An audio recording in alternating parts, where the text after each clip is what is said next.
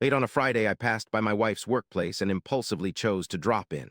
No prior notice, no phone call. I simply took her out for lunch instead. We'd done this more frequently years ago, but less so recently due to work fatigue life. Yet that particular moment presented itself unexpectedly, and I thought, why not? At the front desk was a new girl who hadn't been there before. She asked, "Vanessa." She had gone out for lunch with Mr. Cullen, followed by, "As usual." Surprised, I asked, "As usual?" She quickly corrected herself. "Oh, I mean Mr. Cullen often takes the staff out, possibly work-related," said hurriedly. However, in that instant, it didn't strike me as odd. Over 17 years of marriage, the idea of verifying my wife had never occurred to me. I'm not one of those men who monitor her phone, read her texts, or interrogate her upon late arrivals. If you've been with someone for that long, either you trust them or what's the purpose? Mr. Cullen was a major client of their company, wealthy investor, essentially. Undoubtedly, they could discuss work over lunch. The girl might have chosen unfortunate words. I asked for the name of the restaurant, and she said it was the Capitol Grill on Main. Few blocks away, heading towards the parking lot. I was almost chuckling at myself already. I imagined approaching their table, shaking Cullen's hand, and Vanessa teasing me about my detective antics. I hopped in the truck and drove over. I was convinced we'd find this amusing together within 30 minutes for the initial 10 seconds inside that restaurant. It truly felt that way, but then I spotted her. I walked in a bit after 1.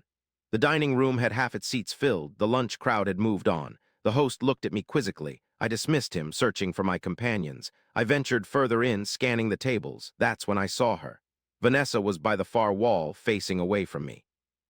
Across from her sat a stout man in his 50s, wearing a gray jacket. They were engrossed in hushed conversation.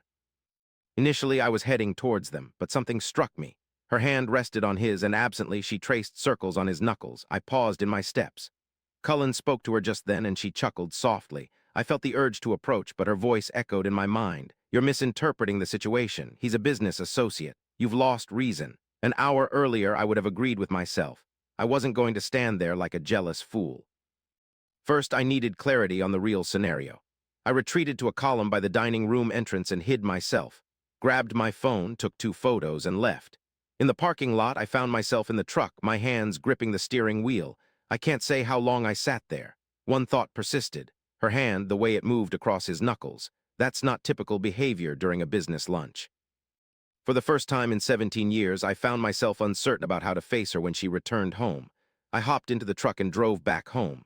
Upon arriving, I settled down and began recollecting. Not just any memories, but one particular incident. Last fall, Vanessa attended a company function, and I accompanied her. At some point, she introduced me to a large, gray-haired man who was our major client, Mr. Cullen. Later that night, he barely left his table, and I dismissed it as work or maintaining the client's satisfaction. However, now those details seemed to hold significant importance.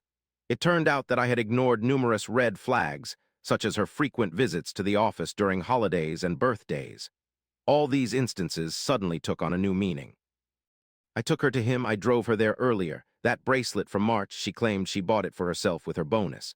I was pleased for her. The new client in Dallas, the one she spent 2 nights at the hotel with.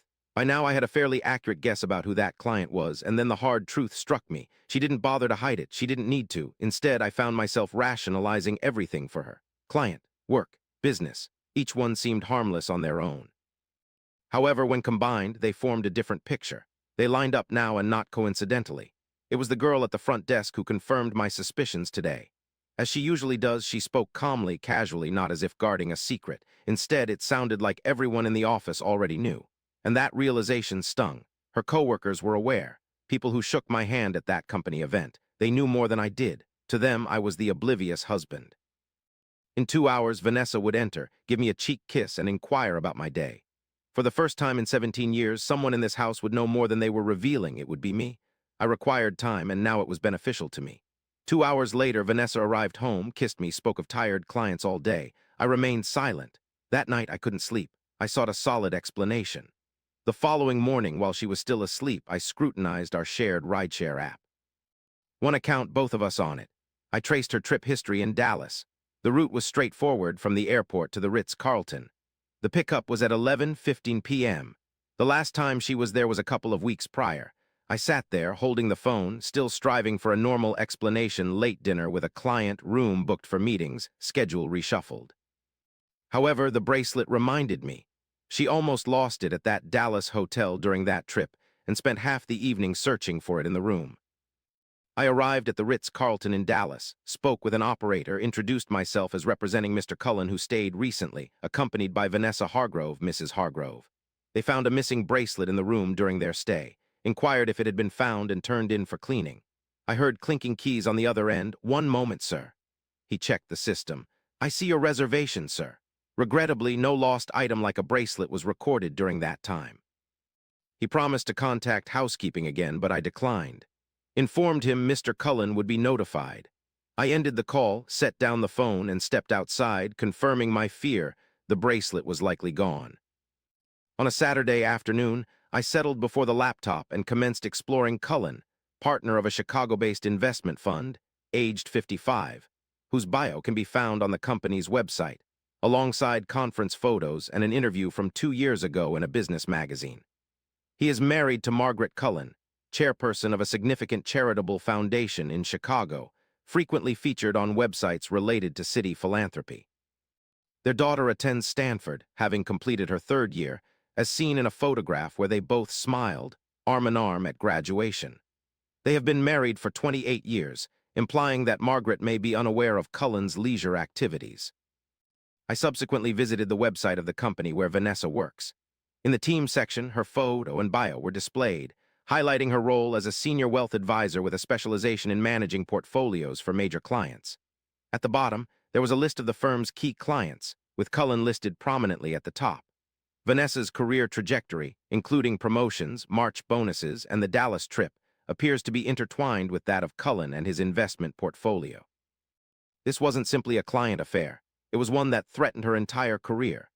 If her employer discovered her personal ties with the client, she would be terminated immediately without any severance or references. The stipulation was written into their contract. I leaned back in my chair, considering the 3 factors at play: Margaret, who was unaware, the man from Chicago, her position at the firm, and the decision on how best to use this information. On Monday, I began by investigating Margaret Cullen online. An hour later, I knew all I needed to know about her. She chaired a charitable foundation, graced magazine covers, had speeches available on YouTube, photos from gallery openings, images with her daughter at Stanford, and several shots with Cullen. On the foundation's website, an announcement was made. The quarterly donor breakfast was scheduled for Saturday morning, 9 a.m., at the Drake Hotel in downtown Chicago. At Margaret's introductory speech, exclusively for significant contributors, a $5,000 participation fee. I signed up and arranged a flight to Chicago that Friday evening.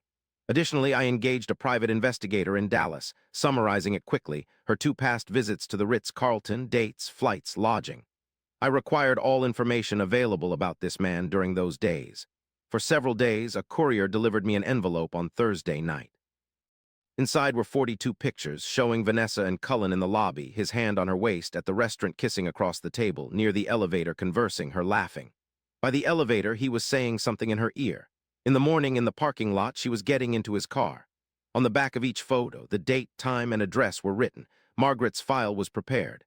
That night, Vanessa asked where I was going for the weekend. I said Chicago for work. One evening, she nodded and retreated to her bedroom. I departed for the airport at 8:45 a.m. on Saturday. I was present in the Drake's lobby, dressed in a suit, dark shirt, no tie, holding a thick folder containing 42 photos. The breakfast room was situated on the 2nd floor, with round tables draped in white tablecloths, accommodating around 200 people who engaged in hushed discussions about finances. I retrieved my badge at registration and proceeded into the room, selecting a table near the side. At precisely 9, Margaret approached the podium. She wore a dark blue dress with pearls and short gray hair. For approximately 8 minutes, she thanked the benefactors, discussed a fresh initiative for children's hospitals, and encouraged generosity this year. Her voice was composed, having experience in large crowds. As she descended from the stage, several individuals approached her immediately. I waited until the last person departed, then rose and made my way over to her. Mrs. Cullen turned to greet me with a polite smile when I identified myself as Russell Hargrove from Texas. Placed the folder on the closest table beside her coffee. She took it up, glanced at a few photos before freezing. No words came out. She merely stared at the top photo for several seconds.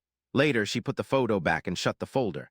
I felt you should know the real story before it lands with the attorneys and media. I turned and walked towards the exit. By 1 in the afternoon, I was already on my way to Fort Worth. Upon returning home in the evening, Vanessa's car was parked in the driveway. The office light was on. I found her there, shaken and agitated. She put down her phone and said Cullen had blocked all her numbers, that a letter from his lawyer arrived that morning accusing her of extortion attempts against him for money demands, to shield himself before his wife. She stared straight at me and asked, "Russ, what transpired?" I didn't conceal anything. I quietly informed her that her clandestine meetings with Cullen were now exposed.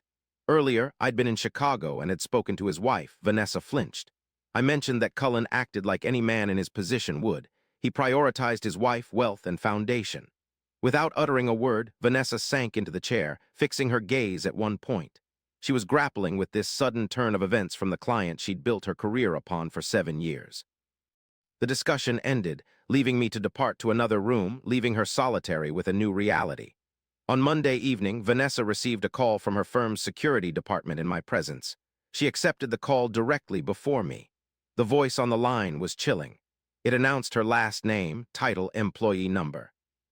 That her system access had already been deactivated. That she needed to surrender her work laptop and ID within an hour. That she was being fired for cause, breach of contract in its gravest form, no termination benefits, no references. The conversation ended. Silence filled the house. Vanessa stood in the kitchen, phone in hand, her gaze fixed on the screen as if more news would appear. 7 years of labor, her premier client, bonuses, travels, all wiped out with a single call. She set down the phone on the table, looked at me. "You're responsible for this." I remained silent, offering no words. For a moment, Vanessa stood there, then turned and ascended the stairs. Her tenure with the firm was conclusively ended. In 2 days, I found her in the kitchen, sipping coffee. I opened a file and placed the divorce documents on the table before her, standard terms for asset division. She glanced at the first page, then at me. I informed her that our marriage was essentially dissolved, prolonging the process serving no purpose for either of us. Prior to our marriage, the house belonged to me and it remained mine afterward. Her car and bank account were hers as well. She sat quietly, not rushing me to act. She didn't contest or propose alternative terms. She signed every page where required. I took the documents, closed the folder, and visited the lawyer. The legalities were settled within a few days. Our marriage was legally terminated, and we both moved on to create new lives. After that, there were no direct updates about Cullen, but 2 months later, a brief article appeared in the business sector. He had withdrawn from managing the foundation due to family issues. By the end of that week, Vanessa left. I didn't inquire about her destination. A month later, a mutual contact informed me that she returned to her mother's house in Houston. In Fort Worth, nobody hired her due to industry connections. On Monday morning, I resumed managing the company. Life continued. Appreciate your likes. Don't forget to subscribe. More unspoken tales await you.